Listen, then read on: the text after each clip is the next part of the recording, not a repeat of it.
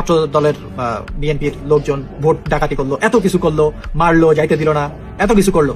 Check পয়েন্টে মানে vote পয়েন্টে আর কি কোথাও শিবিরে দেখছেন বা জামাতের কোনো লোক দেখছেন? রাতে থেকে দেখলাম মানুষজন ট্রেনে বাসে চড়তে চড়তে দাড়ি পাল্লা স্লোগান দিতে দিতে দিতে যাইতেছে। বিশাল আনন্দ মানুষের মুখে, মানুষ প্রথমবার ভোট দিতে পারতেছে 17 বছর পর, এবং সব স্লোগান দিতে দিতে দিতে যাইতেছে। সকালবেলা বিভিন্ন ইসে যত মানে দেখলাম আর কি, সব সিল ছাপ্পার, সব দাড়ি পাল্লা, ধানের শীষের কোনো অস্তিত্বই নেই, এমন একটা অবস্থা।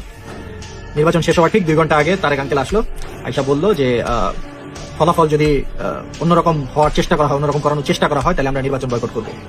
যেরকম বয়কটটা তারা বিগত 6টা ছাত্র সংসদ নির্বাচনে করছে। ছাত্র দলের বিএনপির লোকজন ভোট ডাকাতি করলো, এত কিছু করলো, মারলো, যাইতে দিল না, এত কিছু করলো। আপনারা চেক পয়েন্টে মানে ভোট পয়েন্টে আর কি কোথাও শিবিরে দেখছেন বা জামাতের কোনো লোক দেখছেন? দেখেন নাই, তারা কিন্তু আসে নাই মাঠে। ওকে, তো কেন আসে না সেটা বলি, কারণ তারা চাইতেছিল না যে দেশে একটা অস্থিতিশীল পরিবেশ সৃষ্টি হোক। আমি যতটুকু বুঝি আর কি, আমার কমন সেন্স সেটা বলে। কারণ আসলে তখন একটা বিশাল মারামারি হতো, একটা কেউ হতো, নির্বাচনটা বানচাল হতো। ঠিক আছে, আসে নাই, তারা ওয়েট করতেছিল যে হ্যাঁ নির্বাচন শেষ। নির্বাচন যখন শেষ হলো, ভোট গণনা শুরু হলো, চারিদিক থেকে রক পড়ে গেছে, দাড়ি পাল্লা সাপলা করি যে এখান থেকে সব কেন্দ্রে যেটা শুরু করছে এরা। ঠিক আছে, ইভেন হেভিওয়েট প্রার্থী যারা, তারেক রহমানের থেকে দ্বিগুণ ভোটে আগায় ছিল খালিদুজ্জামান। ঠিক আছে, আমার অবজারভেশন যতটুকু বলে তারা গো হারা হারছে ইভেন হেভিওয়েট প্রার্থীগুলো। এখন হেভিওয়েট প্রার্থীগুলো যদি হেরে যায়, মনে করেন তারেক রহমান এবং মির্জা আব্বাসের মতো, তো সংসদে তাদের নেতৃত্ব দিবে কে? তারা যখন বুঝছে যে তারা হারতেছে, এই টাইমে তারা নির্বাচন করে। কারো রিপোর্টে, কারো ফলে কোনো মার্ক নাই, শুধুমাত্র বিএনপির গুলায় কাটাছেড়া। ঠিক আছে, ইস্টাকের ওইখানে কাটাছেড়া, ববি হাজ্জাজের ওইখানে কাটাছেড়া। ফলাফল গুণা হইতেছিল ঢাকা হাটের, সব ফলাফল রেজাল্ট আসতেছিল, হঠাৎ করে বন্ধ হয়ে গেল। বন্ধ হয়ে গেল, আর কোনো আপডেট নেই ঢাকা হাটে। ঢাকা 17 একই অবস্থা। ওই দিক দিয়ে খালিদুজ্জামান জিততা ছিল সব আসনে, হঠাৎ করে আপডেট সব বন্ধ হয়ে গেল।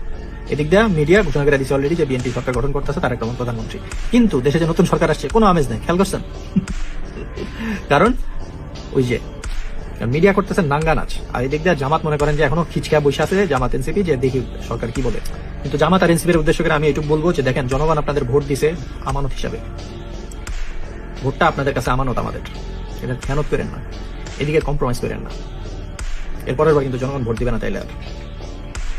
কারণ আপনারাও জানেন, আমরাও জানি, সারা বাংলাদেশ জানে, এবং বিএনপির কর্মী সমর্থকরাও জানে যে কি অবস্থা গেছে। মানুষজন তাদের ভোট দেয় নাই, এই কারণেই তাদের বাড়ি বাড়ি যে আটকায় রাখতে হয়েছিল, সব জায়গায় সিল সাপ্পার মারা লাগছে। তাদের যদি এত ভোট থাকতো তাহলে এগুলো করা লাগতো না। আমরা ফেসবুকে সব দেখছি কি হয়েছে সারাদিন, আমরা জানি কে জিততেছে ইলেকশন। তো ইঞ্জিনিয়ারিং করেন, ঠিক আছে, 2-4টা সিট দরকার হইলে দেন, কিন্তু জনগণের আমানতের এইভাবে খেয়ানত করেন না।